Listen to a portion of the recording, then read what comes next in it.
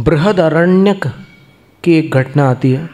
वहाँ पर एक साधु थे, उनको गर्मियों के समय प्यास सहन नहीं हुई, तो उन्होंने विचार किया कि मैं क्या करूं, बिल्कुल नहीं सहन हो रही है प्यास, और अगर मैं गलत विधि से जल का सेवन करता हूं तो फिर मेरी दीक्षा भंग होती है, क्या करूं। तो अंततः वो मन से हार जाते हैं और सरोवर का जल पी लेते हैं।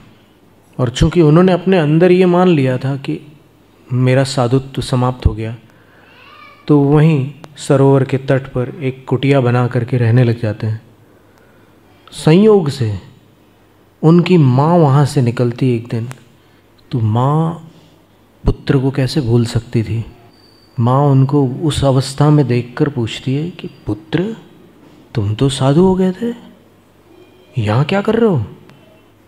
तो गला भरा आता है उनका, बोलते हैं कि माँ मेरे से बहुत बड़ी गलती हो गई, मैंने मरण के भय से ऐसा काम कर लिया, तालाब का पानी पी लिया, प्यास मुझे नहीं सहन रही, मुझे लगा कि मैं मर जाऊंगा।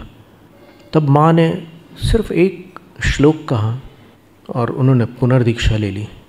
वरम प्रवेष्टुम ज्वलितम हुताशनम न चापि भग्नम चिर संजित व्रतम।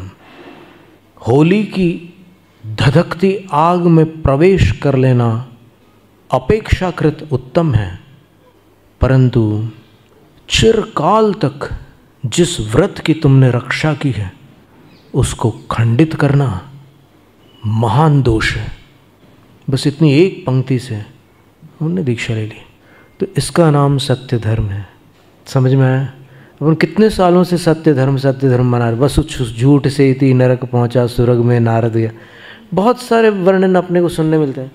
पर अभी जो शास्त्रीय वर्णन है वो ये है कि जब गुरुजन किसी स्खलित होने वाले को कठोर वचनों के द्वारा कुछ विस्तार पूर्वक संभालने के लिए समझाते हैं, तो उसमें वचन कभी कड़वे होते हैं, कभी मधुर होते हैं, कभी दृष्टांत भी उसमें आते हैं, कई चीज़ें होती हैं।